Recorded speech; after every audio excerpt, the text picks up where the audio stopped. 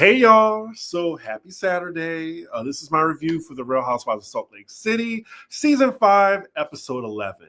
Can y'all believe it's been 11 weeks already? Like, it's just been flying. Like, they only have about maybe 4 or 5 episodes left. Andy has already announced, he needs questions for the reunion coming up. So yeah, the reunion might be next week, as soon as next week. So that's crazy to me. This has been one of the best seasons of Housewives across all of the franchises. And the other franchises can take notes. I said it.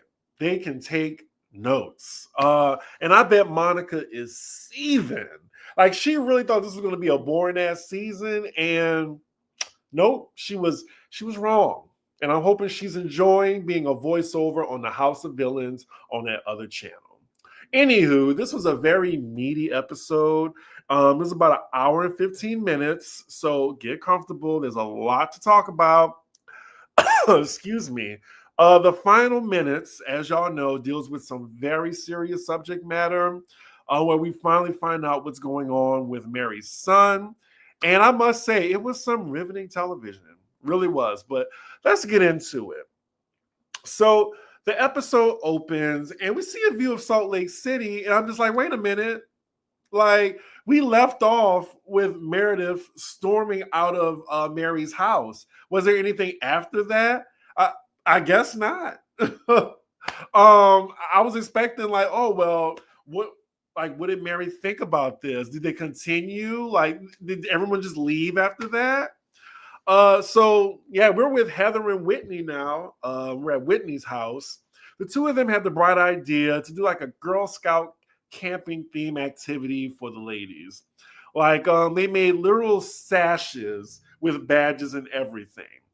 They want to do something that, just helps the ladies bond, since Mary's brunch didn't go very well. We immediately cut to a flashback of Meredith's bangs. Man, that's going to go down in that franchise's history. Like, those bangs, Jesus. Also, speaking of, hair in general, I know I need a haircut. I'm waiting to go to a friend's Christmas party this week because my hair grows insanely fast. So I'm just like, if I wait till Thursday, that means like, my hair will be fresh for the Christmas party on Saturday. So excuse me, I look a little rough, when I let my hair grow out. Anyway, they're outside planning the event, but they're still talking about what all happened when they were last together. And Whitney doesn't even know if she'll still be be able to be in the same room with Meredith because, the whole stop scrolling on my phone. Oh, Meredith, I'm glad she provided me with something like with a sound bite. Like last season, it was, you can leave. And now, stop scrolling on my phone. Good afternoon, everyone. Oh, we will get to that comment. Meredith was doing the most with the... Those bangs will be in the clubhouse. I hope they are. Meredith and Mary had a very brief meetup the next day. I know, right? We'll get to it. Whitney is dragging Meredith right now to Heather, and Heather tries to change the subject. But it's interesting that it's not malicious of Whitney to do it in front of Heather, but if Bronwyn did it in front of Heather, God forbid. And speaking of Bronwyn, Heather says she doesn't feel any different how she felt about her when they were at the brunch. But she wants to let bygones be bygones for the sake of the group. And she still thinks that Bronwyn is sneaky. And I'm just like, Heather, you're sneaky as well as a liar. Like, again, Bronwyn has nothing to prove to you. Like, it's just so hypocritical because her own cousin like talks about her, but you're worried about, your friends talking behind your back. They do. So then next scene, we're with Meredith at the gallery. She's planning to meet up with Mary to talk things out. We see that she still feels some type of way of being attacked and points out that she's had Mary's back as a friend when everyone else had her on the island. And she expected Mary to have her back when she went up against Angie. Now, I remember, Meredith definitely was the Mary whisperer, was the only one that got through to her.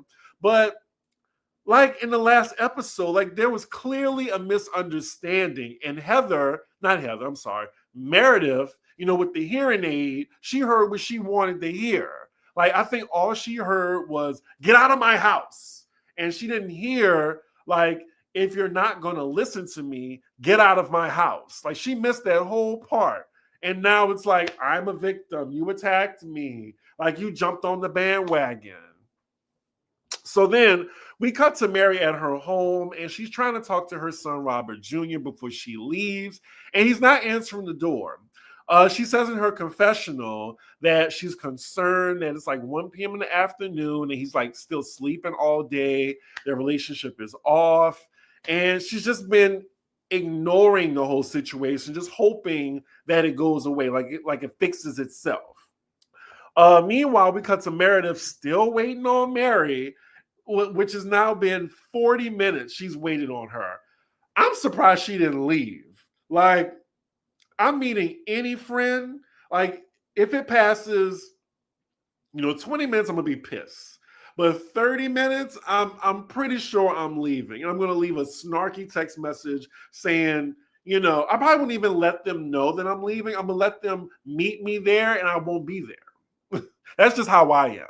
So while she's waiting, she FaceTimes her kids, and they're both alluding to maybe something is bigger going on with Mary. And, we hear that later in the episode. I'm going to unpack that later. But I'm wondering, like, was around this time, was the news about Mary's son, like already headlines, like about his drug use and everything? Because I'm sure the ladies didn't want to bring that up. So then Mary finally arrives. She doesn't even apologize for being late. She should have did that out the gate, but they get right into it, talking about the other day. Meredith tells Mary she seemed out of character. Mary accuses her of the same thing.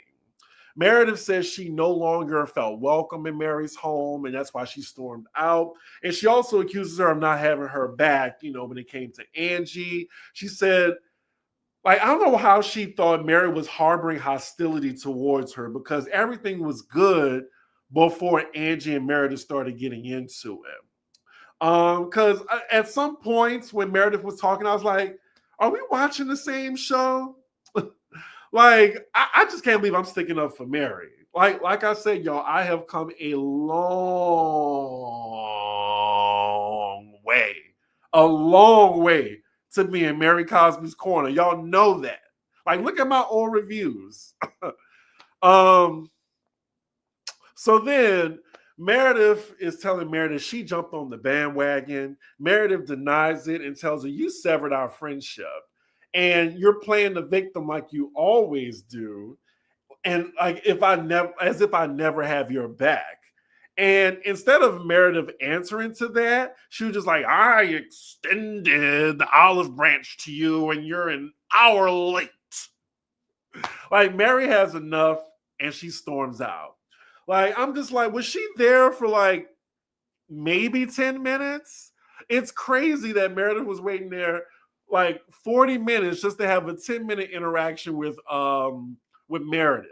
And I'm like, I'm sure Mary drove a long way to get there. Meredith tells Mary she used her for 3 years, and Mary tells her, go find a life. So then we cut to Mary's confessional saying she has her son on her mind, and the fact that Meredith doesn't know what she's going through at the moment speaks volumes about where their friendship is. Wow, we have over 100 people in the chat. Yes, I appreciate y'all. Make sure you like the video. My channel's been doing very good since Bravo has, done with their dry spell. So the best thing you can do for me outside of, leaving a little tippy in the jar, Cash App $C Diggy1 is just giving a ninja a like or even subscribing. Appreciate it. Let's see. Why Heather lie and say Coach Shaw kissed Monica? Wait, what? I didn't hear that. I did not hear that. Karen Diff was looking for any reason to leave. Production probably didn't let her leave. I could see that happening. If my friend is acting out of character, I would try to find out why in a non-confrontational way. I would agree with that.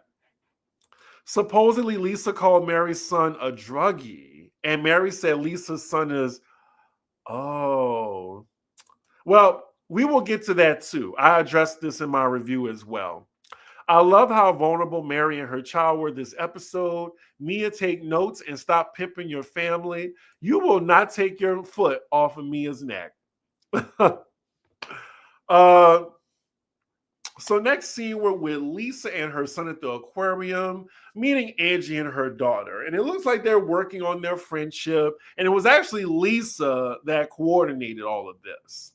So while the kids are away, they get a chance to, talk things out. And just to think, their beef really started from the first episode where I'm guessing Angie told Whitney what Lisa said. And since then, 10 weeks, into the season, they've been going at it. It's also ironic that the same thing that Lisa is whining to Angie about, that is the problem that Bronwyn has with her about having her back regarding Heather. It's just crazy to me. Angie hears her out, because Lisa's just talking. What about me? But she still tells Lisa, the way she treats her, can be better because she's sensitive in her friendships. Angie brings up her mom again. Her mom really did a number on her. I feel bad, that she grew up with her mom not in her life, but a lot of her trauma is tied to her mom, clearly. So then they apologize to each other, and it looks like they're good for now. So the next scene is the day of the camping trip. We're with Mary as she's getting ready. And in her confessional, she's saying she still hasn't talked to her son because he's either out the house all day or locked in his room. Production is clearly setting us up for the end of the episode. Meanwhile, at the campsite, bad weather is together and they're getting things ready for the ladies. So in one car, we have Meredith, Bronwyn, and Lisa. And then in the other, we have Angie and Mary. Mary is letting Angie know how terrible her meetup with Meredith went.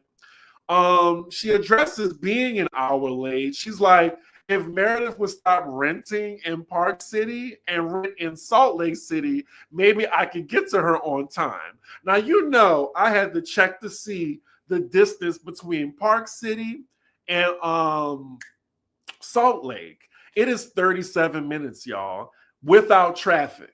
So yeah, that does give me some type of idea of maybe there was traffic or whatever. And Meredith doesn't actually live in Salt Lake City. I mean, I get it. I'm trying to think. If I was in New Orleans, 37 minutes outside, that means you live I would say that means you live in Kenner. If you're 40 minutes, not even 40 minutes, that means what's a city outside of Baton Rouge? I don't know. That's far to say, New Orleans is small, so maybe it's hard to compare. Maybe people in Houston, because in Houston, there's areas where it takes about at least 35 minutes to get somewhere. So yeah, anyway, we then cut to Meredith, and she's telling the other ladies her version of events, and it looks like Mary won't be invited to her Shabbat dinner that's coming up. So Bronwyn then changes the subject to pointing out that she thinks it's interesting that Heather and Whitney planned this event together when she knows for a fact that Whitney has not spoken kindly of Heather. Now, she also says, let me see. Oh, she made a good point because I was looking at my notes. I was like, wait, what was I saying? She says in her confessional that she not only knows where she is with the ladies, but she doesn't know where the other ladies are with each other in this friend group. So oh, after that scene, we see Brittany was invited to this. And we even see Mei Lee. You remember her? Like, what a failed friend of. I will say, Brittany passed with flying colors. Like, she is a walking embarrassment, and she is, acting a fool for $2.50. And I don't blame her. I'm entertained. Girl, get that snowflake. Give her a snowflake next season. And make maybe Meredith a friend. So, side note also, I thought it was hilarious that, Whitney and Heather dressed in the scout theme. And then Bronwyn, she showed up also in the scout theme and really outdid them on it. And she made her look like way more fashionable. I thought that was so cute. You would have thought Bronwyn was hosting the event. Let me see what y'all saying. Oh, y'all like my Meredith impression? Stop scrolling. I love how vulnerable Mary and her child were. I read this already. Let's see. In Heather's book, Coach Shaw said it's a lie. Oh, it's in Heather's new book. Wow. I feel like that would have been like headlines on the blogs or something. That's interesting. I never heard that. Again, I will never understand how people are friends with Lisa. I don't get it either. I really don't. Let's see. We got you, Chris. Congratulations on the growth of your channel. Check your cash. Thank you. I have my phone on Do Not Disturb, y'all, but I appreciate it. Actually, let me just, look right quick. Oh, thank you, Deborah. I appreciate the the little tippy poo in the chat. Thank you so much. I appreciate that. Oh, everybody texting me right now. Everyone blows up my phone while I'm doing these live reviews because I need the utmost concentration because I'm not really good on these lives, in my opinion. It's still new to me. Just need a little Jack Daniels and Coke. Just a little small 10-second intermission, y'all. Let me just catch my breath right quick. How y'all doing tonight? Y'all doing anything Saturday night? I don't think I'm doing anything. I would like my face in some cakes tonight, but we'll see. It might happen. It might not.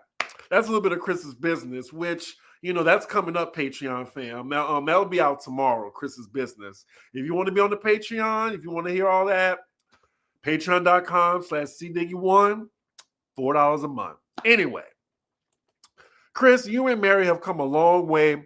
This episode showed another side of Mary and her son. She didn't blame him, but showed him love and compassion like any mother should do. Heather and Whitney have a really dysfunctional relationship. Both are always beefing with each other in group settings, and then they're cool when it's just those two. I agree.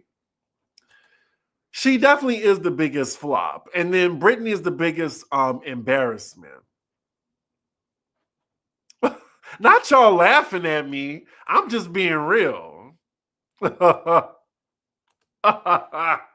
Yes. Like, look, I really be off the rails in, my Patreon. But anyway, where was I?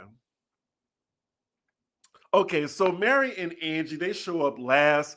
Not sure why production is playing real dramatic orchestra music as they're getting out the car. Meredith says, well, I guess showing up late is the norm these days. So all the ladies are in a circle chatting. First topic, Brittany's talking, and y'all already know what it's about. It's about the Jared Osmond guy. Of course they're still involved. Of course. Then she brings up like she doesn't care when they break up because she's seeing 10 guys, which raises eyebrows. She then clarifies that there's no sex happening. It's BYU style, which means like whatever Mormon practices they were doing, like only kissing basically. And then Heather makes a joke saying, "Oh, you're just soaking." Lord, I could have went the rest of my life not knowing what soaking is. Did y'all know what that was? Like basically it's like when you insert, the I'm trying not to get flagged. When you insert the male genitalia inside and you just don't move. No thrusting. She says no pumping, no orgasm. It counts as no sex. And I'm just like, you know what? If you got to do all that, like, no. Like, these religions, man, like, give me a break. Like, the Mormons, I feel like, and, don't flag me if you're a Mormon in the chat. I'm not even sure if Mormons watch my channel. Can they even watch YouTube? Like, but with the whole like getting around certain things, like amend this stuff because it's just not making sense. It's very contradictory, Because really, were they really doing this back in the day? So they all take a break to do the sack race, and a shout out to my earlier reviews. Fast forward. So then they're all sitting back down, and Angie and Brittany start going at it about that damn wine bottle again. And Brittany is just not winning this argument, y'all. Like, you're a hypocrite. You're a hypocrite, for real. Mary calls it being two-faced, and then Meredith is sticking up for Brittany all of a sudden, and now Mary and Meredith are having words. Meredith says, "You were rude for leaving my house." And then Brittany chimes in and was like, "Oh, like it was rude for you to ask somebody to leave." Mary says, "I'm not talking to you. You shut up." And she shut the hell up. But thank you, Mary, for telling her to shut the hell up. Please. No one's talking to you, friend of. And then Heather, she motions, her friend of to stay out of it. But then Mary tells Meredith that she didn't ask her to leave. She said, "Meredith, I told you, like, if you aren't going to listen to me, I told you get out of my house." And production shows her doing this. And I'm like, at that point, if I was Meredith, I would have been like, "You know what, Mary? You're right. Maybe I misunderstood. I got hearing aids in, girl. I apologize." But instead of doing that, I was really surprised by this, but Meredith was just like, she ain't got nothing to apologize about. She is standing 10 toes down, like she thought she was right to leave. Like she thinks she did nothing wrong. So now the other ladies are jumping in and saying, "Oh, well, yeah, Whitney says, oh, yeah, she's going to hold a grudge like Lisa." And then Lisa's like, "Don't lie. Don't lie."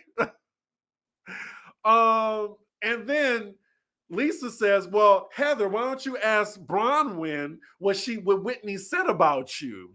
Now, y'all notice that it started from Angie and Brittany arguing, and it just set off a chain reaction of arguments.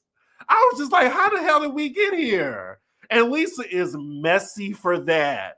Trying to get Bronwyn, trying to get her to throw Whitney under the bus now when they're cool. So then, Bronwyn, she's not going to pull no punches. She stands on what she said. But now I just didn't think it was worth her throwing her allies under the bus.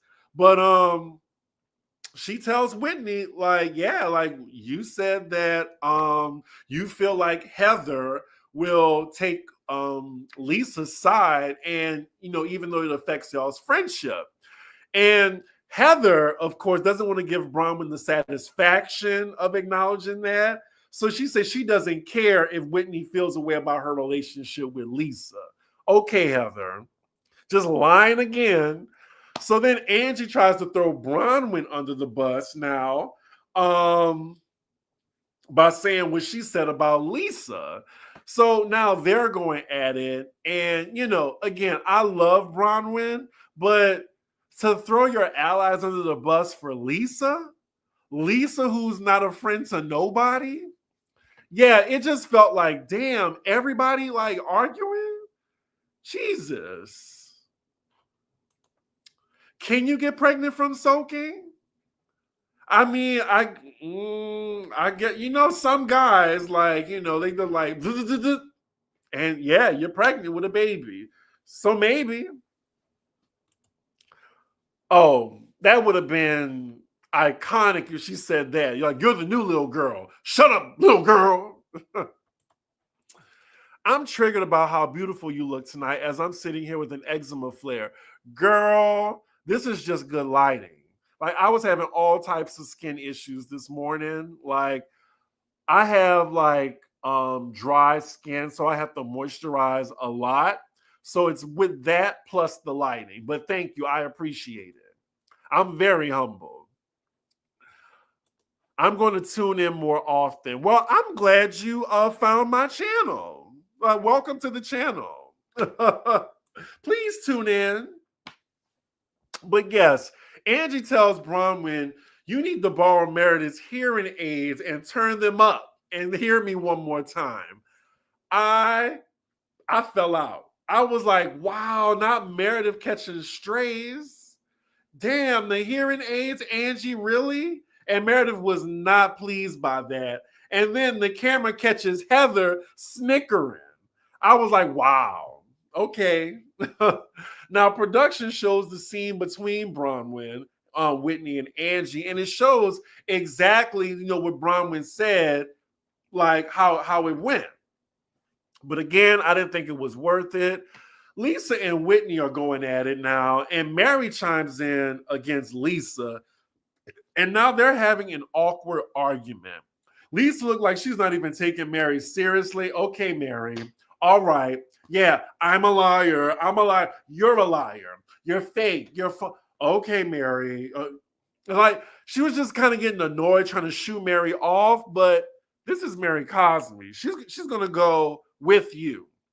So then Mary accuses Lisa of lying about having a shopper in Milan, which Lisa thinks Mary's mad at her because she wore her exact same outfit to her place. There was a whole thing with that. And still, I think that Mary looked better in that jumpsuit than Lisa. But I feel like they're going at it right now. It's a back and forth. It's going nowhere. And I'm just waiting for somebody to interject. So then we cut to Mary's confessional, and she says she's stressed out on the edge right now, and she don't need these arguments. Like, things calm down for a little bit, just for Meredith to point out that, making light of someone's hearing is highly offensive. Clearly, it's directed at Angie, who denies that she was talking about Meredith when, girl, you just said it 2 minutes ago. Like, just stand in it, okay? So there's some more arguing until the ladies just start getting up and leaving. And that's the end of the scene. Now, here's the thing. Before we move on, I want to point out that it was said on social media that, like, basically the argument between Lisa and Mary while they're really going at it is going to be cut from this season. Now, I don't know how I feel about that. And it's because I guess people don't want, the production doesn't want a backlash against Mary for using the R word allegedly in regards to Lisa's son, which is a horrible thing to say. Like, y'all kept in all the shit that Mary said throughout the seasons, but now y'all want to protect her there. So just being fair, like, if I was Lisa, I would be pissed. I would be so pissed. But that is what happened, allegedly. I don't know how I feel about that. Like, I want everything to be shown, And I'll be even more annoyed if they took it out the reunion and they didn't address it. Like, they need to address this, like the big elephant in the room. Because then you're going to lose the trust of the audience because you're trying to curate what you want us to see instead of what actually happened. And I don't like that. But y'all notice how that scene felt like a little jumbled and cut up. Like, I really hope social media just keep bothering Andy to bring it up. But anyway, next scene, we're at Meredith's rental, and she's having a Shabbat dinner. How many Shabbat dinners are we gonna have on Bravo? So it's everyone there and their partners, except for the people Meredith don't fuck with. Whitney, Mary, and Angie, they're all absent. Man, Lee, she not even a part of the group. That's Whitney's friend. Brittany was invited too, and she brought her identity, Jared Osmond, with her. Heather meets Bronwyn's husband, Todd, for the first time. Everyone is, really cordial so far. Meredith lets everyone know that her bar mitzvah is coming up because that's her main plot line of the season.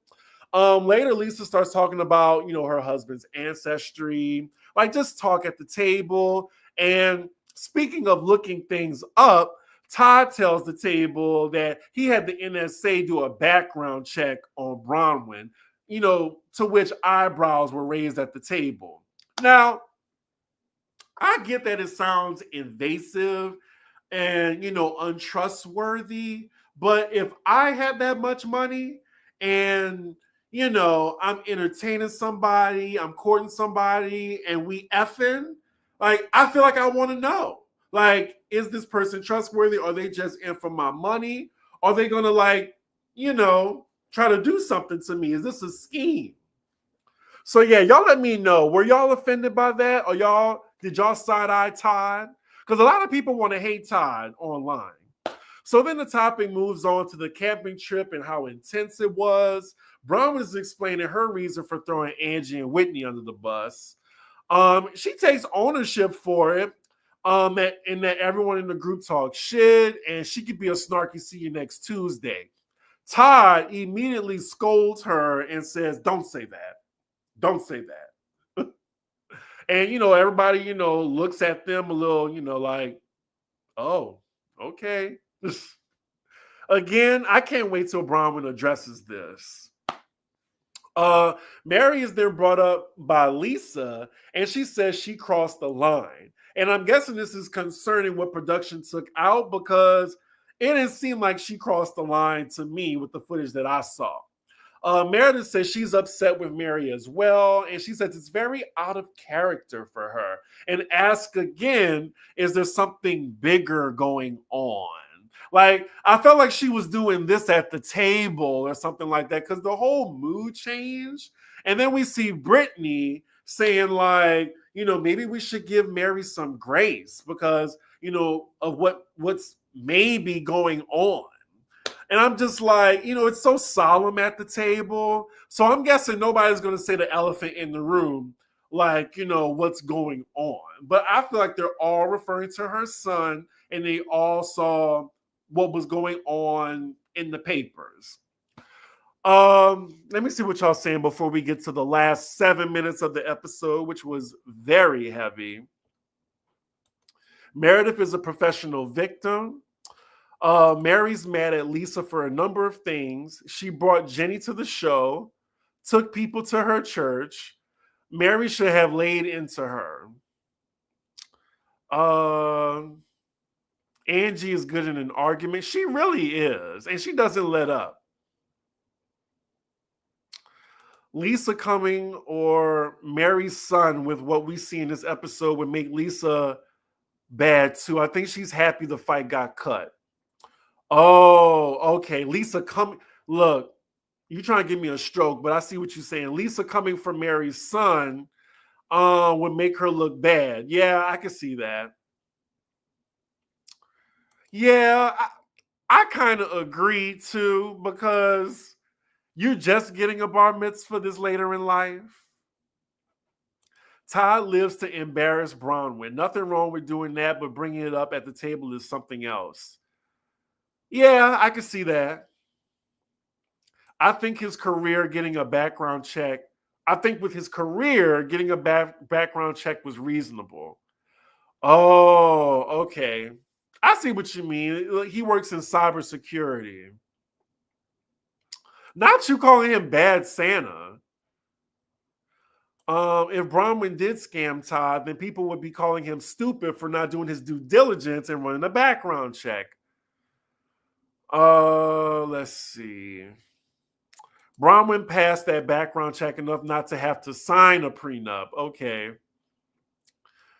When this show premiered, I love Meredith and Mary the most, but this season Meredith is really at her worst. Meredith and Heather are at their worst. Mary wasn't protected from the racists that threw a glass at her. For Mary to give as much as she's giving, I feel like production said that they would protect her. Okay. All right, y'all. So after that, after the Shabbat, next scene we cut to Mary's house, and the dramatic music is in high gear, y'all. She's finally having a chat with Robert Jr. in front of the cameras. She wants to know what's going on, and he lays it out. He says he took a Xanax as well as an Adderall. I'm not sure if it was in the moment, in that scene, or he's talking about another occasion. But going forward is a very real conversation about him admitting like abusing drugs. He compares life to unseasoned chicken and the drugs being the seasoning. And he says he started doing it when he was 16 and it just progressively got, like been more of he's been doing it more on occasion and it's just gotten worse. And then he just starts listing off everything that he was like taking with Xanax, mixing it with, you name it. Like Mary is like broken in this scene. And she says, I won't judge you. Like, I will help you, but you got to help yourself.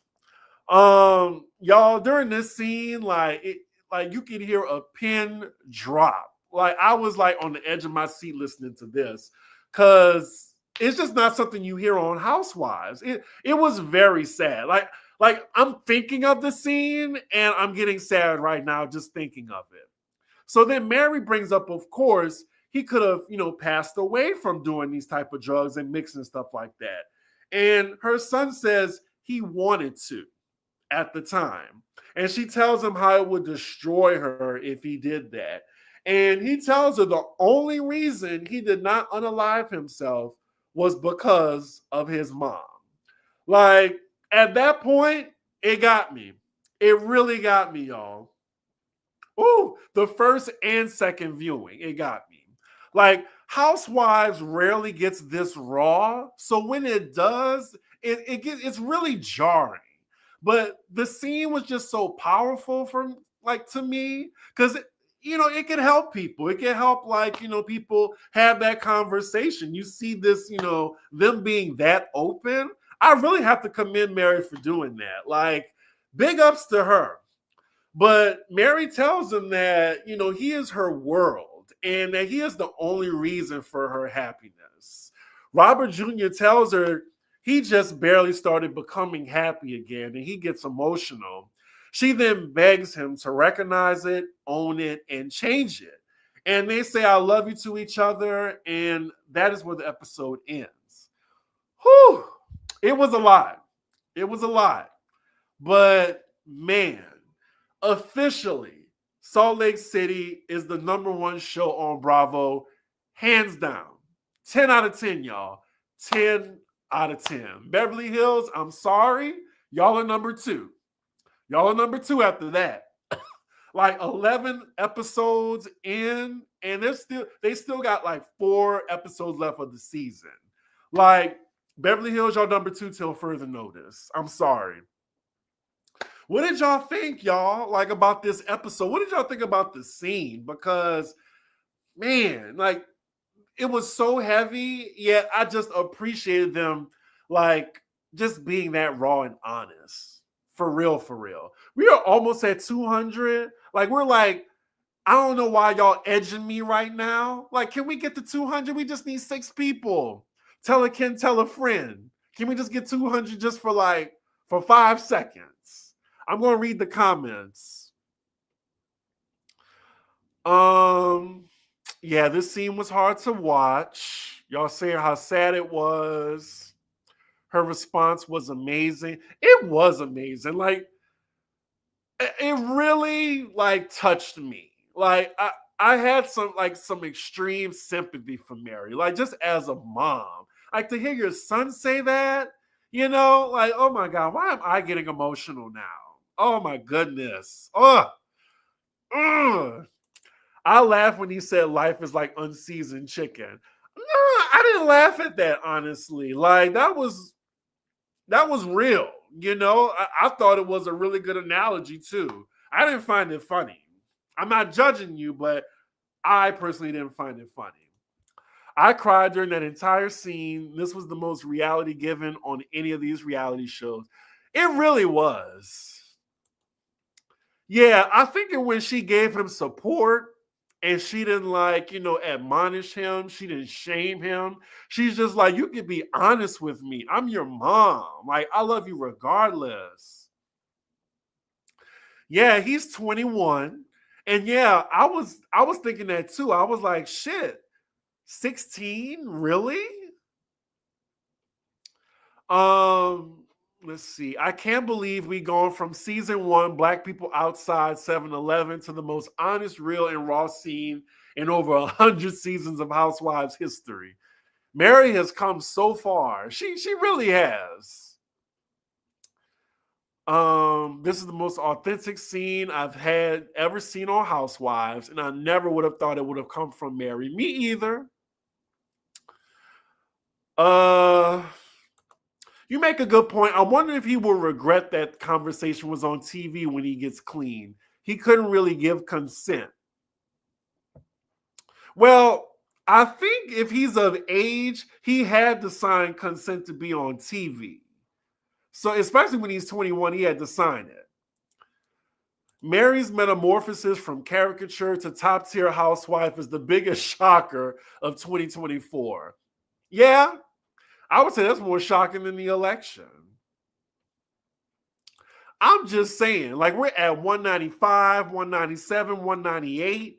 We can't get up to the 200. We still haven't gotten there, y'all. I just need 5 more people to tune in. I'm just glad y'all tuning in to me on a Saturday night. Whew. But yeah, y'all, I'm reading all the comments. I'm so glad that y'all are participating. I love to see it. The ownership she really took touched me, and left room for him to truly be comfortable and open up. Yeah, like she really said that she missed the mark. For real, for real. Like that was something. Oh, yes. Thank you for bringing this up, Riri.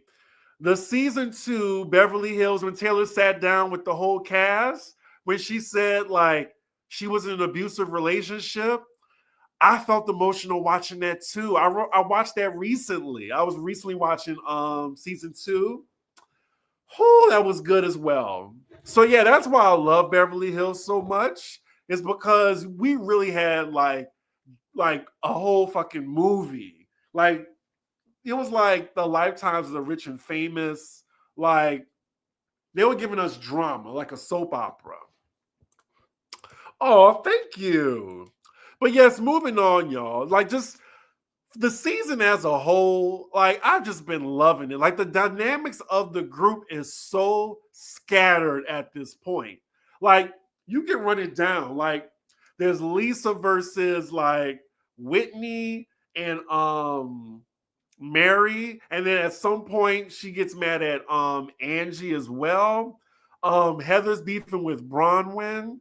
Bronwyn, like hell, like no one is off the table beefing with Bronwyn. Like if you say something that Bronwyn don't like, or you know you contradicting yourself, Bronwyn gonna hold you accountable. Don't care who her allies are.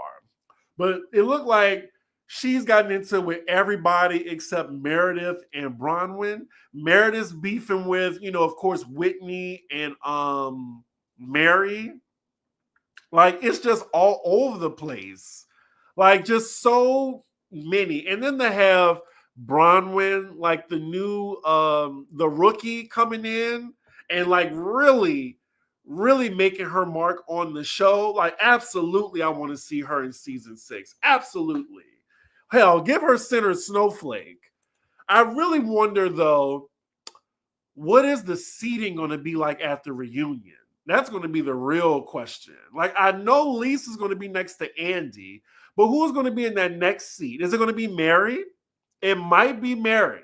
Like it might be Mary, then Lisa, and then Bronwyn, and then Heather, then Meredith, then Whitney.